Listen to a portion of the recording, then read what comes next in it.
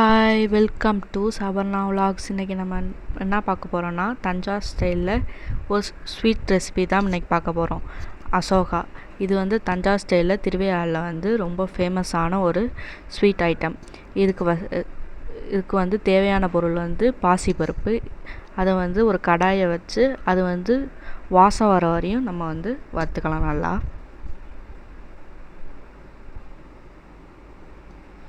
கருக விட்டுறக்கூடாது. நல்லா வாசம் அந்த வாசம் மட்டும் வர வரையும் நல்லா வறுத்துக்கணும் பருப்பை.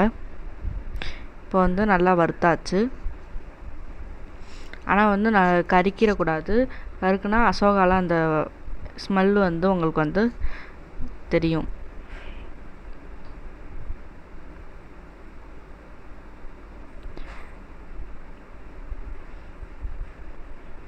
நல்லா வறுத்துக்கணும். சிம்மிலே வச்சு நல்லா வறுத்துக்கலாம். இப்போ வந்து நல்லா வறுத்தாச்சு. இப்போ வந்து குக்கரில் மாற்றிக்கலாம். இப்போ வந்து நம்ம வந்து இப்போ வந்து வேக வைக்க போகிறோம். அதுக்கு வந்து அந்த பருப்பு வந்து மூழ்கிற அளவு தண்ணி ஊற்றிக்கலாம்.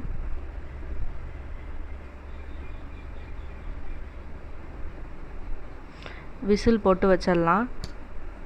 நல்லா 4 விசில் வந்தோடனே இறக்குனா நல்லா வெந்துடும். அதை வந்து நல்லா கரண்டி வச்சோ மற்ற வச்சோ நல்லா வந்து மசிச்சுக்கலாம்.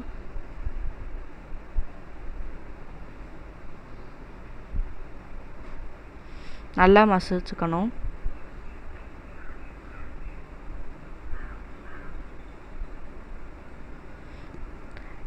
இதுக்கு வந்து கோதுமை மாவை எடுத்துக்கலாம்.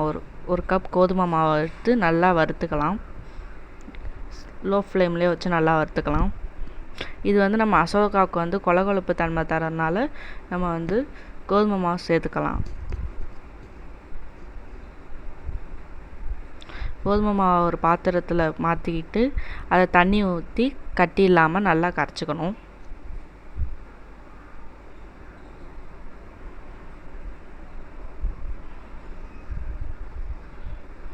நல்லா கரைச்சிக்கணும் கட்டி இல்லாமல், இல்லைன்னா அசோகா வந்து கட்டியாக வந்துடும்.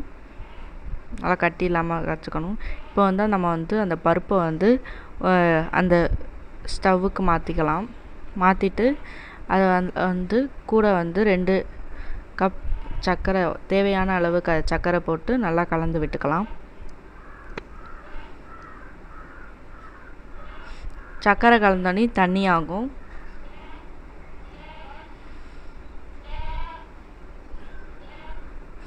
அதில் தான் கடைசியில் வந்து நம்ம வந்து கோதுமை மாவு கரைச்சி வச்சுருக்கிறத ஊற்றுறோம்.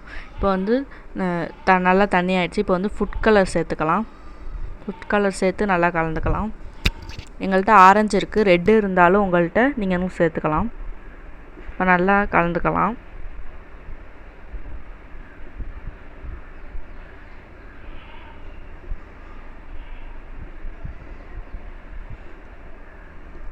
நல்லா கட்டியெல்லாம் எதுவும் வராமல் கிண்டிக்கிட்டே இருக்கணும். அசோகாவுக்கு மெயின் கிண்டிக்கிட்டே இருக்கணும். ஏன்னா கொஞ்சம் விட்டாலும் அடி பிடிச்சிரும்.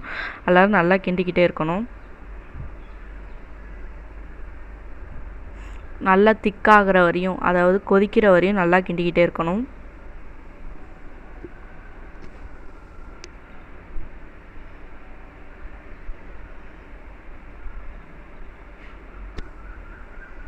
இப்போ வந்து நம்ம வந்து கரைச்சி வச்சிருந்த கோதுமை மாவை வந்து இதோட சேர்த்துக்கலாம். சர்க்கரை சேர்த்தோன்னே தண்ணியான மாதிரி இப்போ கோதுமை மாவு சேர்த்தோன்னே கொஞ்சம் கெட்டியாக ஆரம்பிக்கும். அதனால் வந்து இப்போ வந்து நம்ம வந்து நல்லா கைவிடாமல் நல்லா கலந்துக்கலாம். இப்போ கலந்து கொஞ்சம் கெட்டியாகிடுச்சு. நல்லா இது மாதிரி பபிள்ஸ் வரணும். இப்போ நல்லா வந்து கொதிக்கட்டும்.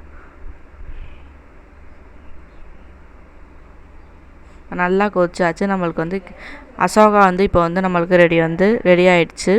இப்போ வந்து இதோட கடைசியாக வந்து நெய்யும் எண்ணெயும் சேர்த்துக்கலாம். 2ம் சரிபாதி சேர்த்துக்கணும். இப்போ நெய் சேர்த்துக்கிட்டு அடுத்தது வந்து எண்ணெயும் ஊற்றிக்கலாம்.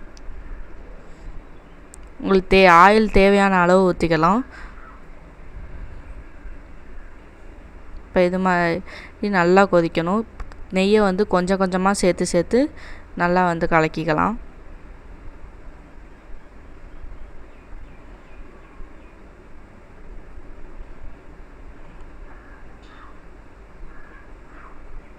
நல்லா சேர்த்து கிண்டணும். அடி பிடிச்சிரும் இந்த ஸ்டேஜில், அதனால் வந்து நல்லா கிண்டிக்கணும்.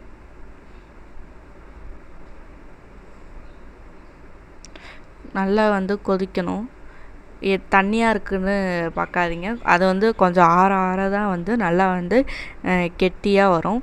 இப்போ வந்து நம்மளுக்கு வந்து அசோகா வந்து ரெடி ஆகிடுச்சு. இப்போ நம்மளுக்கு வந்து அசோகா ரெடி ஆகிடுச்சு. அது ஆறினோன்னே இப்படி தான் இருக்கும்.